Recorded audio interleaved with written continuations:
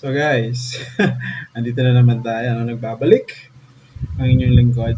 Um, Last time mag-upload was more than a year ago, August last year.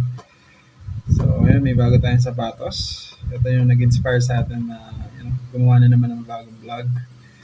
So without further ado, let's start. But before that pala, pakita ko muna sa inyo ano-ano yung mga sapatos na na-acquire natin during our hiatus.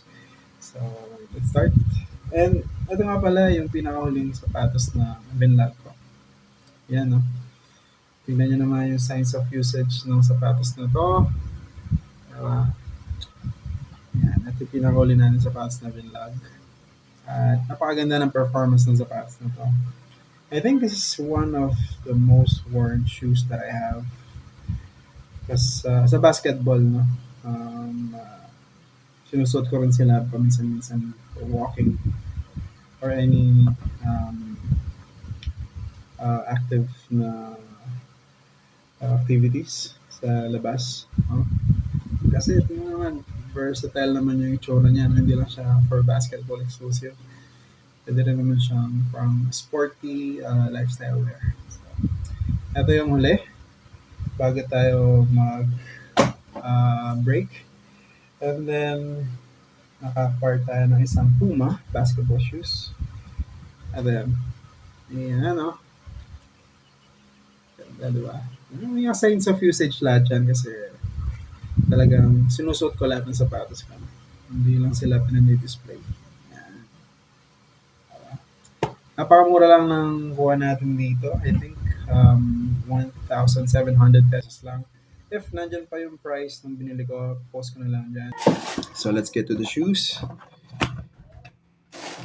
Goodness. Ito na. Woo! You know. Alam niyo ba kung ano sapatos yan, guys? Woo! Bango talaga. Yun, no? Tingnan natin ang 360 look. Traction pattern. Medial side. Lateral side. Front view. And sa likod niya. And then, yan. Ganyan siya sa top view. Diba? Ayun, post ko na lang dyan. So, kaka-deliver at kung anong pangalan ng sapatos na yan. Isa sa mga sapatos na magandang performance. Tapos, I think 2024, nung kasama siya sa top 5 na basketball shoes ng mga vloggers, no? And then after that, ito na-acquire natin. Ito. This one. And ito naman ang number 1 basketball shoes ng 2024. Based sa mga pina-follow kong vloggers ng sapatos ng pang-basketball. Isa to sa top 1 nila lagi. I think it's safe to say na nasa top 3 siya. No? Pero generally, sa mga napanood ko, ito yung top 1 nila. If I remember the name correctly, 361 degrees to na Quick Pro 5.0. Yan. Lagi ko na lang yung pangalan dyan. At standout features nito, magaan siya sa paa. Bouncy. Yung impact protection talaga. Feel na feel mo dito. Maganda rin yung traction. Durable. I can say na durable siya. Kasi wala pa akong nakikita significant signs of wear and tear dito sa kanyang outsole. And very squeaky rin siya sa basketball court. And then after that, nakakuha tayo ng lifestyle sporty shoes. Ito yan. Ito, diba? You know, ang New Balance 1000 na alam naman natin nasa running era tayo ngayon na ginagawa pamporma. If meron akong makita ang B-roll or videos on feet ng sapatos na to, post ko na lang dyan.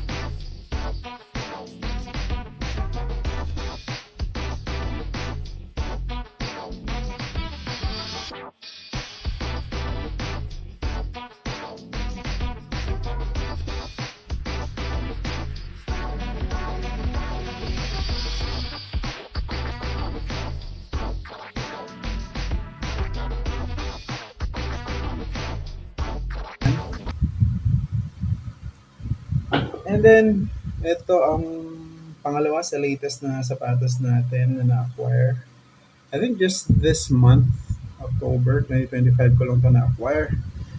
And surprisingly enough, I was impressed. Kasi first time ko mag-try ng brand na to.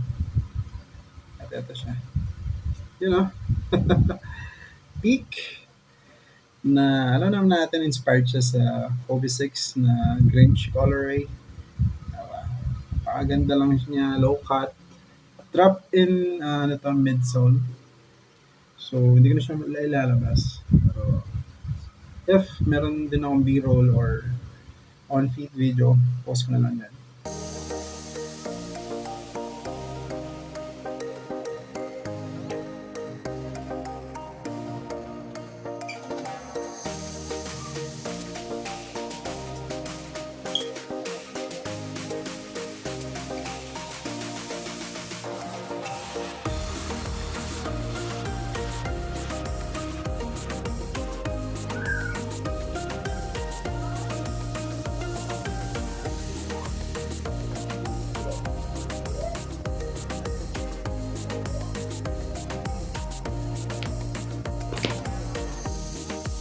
Post ko na lang yan. Kano ko ba nabili ito? Napakamura kong nabili ito. Ang retail price ito, if I'm not mistaken, 5,000 plus or 6,000. Kasi sa ibang bansa, sa non-Asia country, ang retail price na is around $120 to $135. So, since dito tayo sa Pilipinas, hindi siya ganun kamahal. Nakuha ko lang siya ng 1,899 yata. So, I've never seen it at that lowest price, no? Since nung pinurchase ko siya, I think sa Lazada ko ito na-purchase. Ngayon, they are running 3,000 to 4,000 ngayon. So, napaka-steal price. 1,899 lang. And yun nga, after all that, nandito na tayo sa sapatos na nag-inspire sa atin na mag-vlog for today. Ito na nga yan. You know, Nike Sportswear Box. And matagal na natin gusto itong sapatos na to. I think 2023 nung lumabas to, nagustuhan na natin kaagad. Pero yun nga, ngayon lang natin siya na-acquire. Tara, buksan na natin. Wow. Goodness. You know? Diba? Oh man. It's been a while. Ano talaga ng bagong sapatos. So, siguro alam niyo na to. Dahil ang lakas ng hype nito nung pagka-release niya, 2023 unang release nito. And then 2024 nung talagang nag-boom siya. No? 2024 talagang you can see them everywhere. Ang daming nilabas ng Nike na colorway nito. Ang daming collabs. Ang daming mga general releases. Kaya merong mga mura na ma-acquire kayo sa ganitong sapatos. Ito ang Nike Vomero 5 black metallic silver colorway. Sinukat pa lang natin sila no kahapon. And paano natin gamitin this week? I think after the recording this vlog, record ko yung on-feet look niya para may pakita sa inyo. Napaka-clean lang niya, di ba? Napaka 90s running vibe. Tapos, dad shoes yung vibe din niya. Tingnan nyo naman yung details. Gray shoelaces. I think may reflective materials to dito. Sa toe box area niya. Ayan. And meron din siya dito sa may heel tab. Or sa heel counter niya. Ito mo sa camera.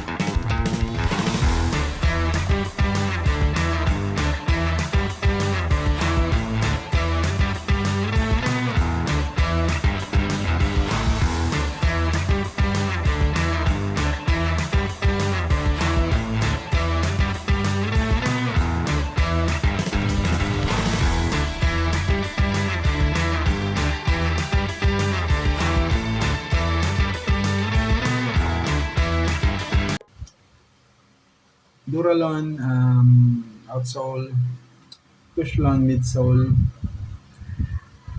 Based on trying them on, no? First impression ko, I thought I was gonna be walking on clouds. Pero hindi ganon ang kaso. Kasi malambot sila kung hindi ka sanay sa mga malalambot na sapatos. And ang mga na-try ko na technology is yung Boost ng Adidas at yung ano pa ba yung sa Under Armour, yung hover technology ng Under Armour, yan na-try ko na yan. Iba ba yung mga sapatos ko? Sa New Balance din, I think, and Cap midsole. Since sanay ako sa mga malalambot na sapatos, I was expecting na ka-level niya yung mga ganun comfort, no? Pero like I said, hindi siya ganun kalambot sa paa. Pero ang advantage naman nun is meron kang stability. For walking all day, maganda to. Standing all day, I'm not sure. I think you're better off sa ibang options kung ang standing siya. Like, if you're working as a security guard or sa mga mall na you are required to stand all day. Not your first choice for me. Pero pag walking all day, no problem at all. So, kung ikukumpara ko siya dito sa New Balance 1000, New Balance 1000 na merong absorb technology, yung midsole na ito. Mas malambot to. Kumpara sa may ito, Vomero. Mas malambot din yung aking Under Armour na nandoon lang. Hindi ko siya nakuha pero may picture ako dyan. Post ko na lang. Under Armour, tapos yung technology niya sa midsole is yung hover. So, yun nga. Not that comfy para sa akin, ha? Dahil, yun nga, marami na tayo na-try na sapatos. We were expecting a little bit more. Pero, it's not disappointing. Pero, tama lang. Tamang comfort lang na yun nga, may stability pa. So, guys, dito ko naman natatapusin ng vlog. It's nice to be back, doing this again. Hopefully, I can do it a little more often. Let's see. Kasi nag-vlog ako when the inspiration comes. Yun lang. Hindi katulad dati nung nasa Macau. Kahit busy, nagsisingit pa rin natin. Kasi isa rin sa mga pampalipas sa oras natin yung sa abroad. Pero ngayon nasa Pinas na tayo, marami na tayong ginagawa that, there's nothing like home. Kahit na tumambay ka lang sa labas, talagang fulfilled na yung araw mo. So, yun naman na guys. Salamat sa pagsuporta. And until next time. Peace.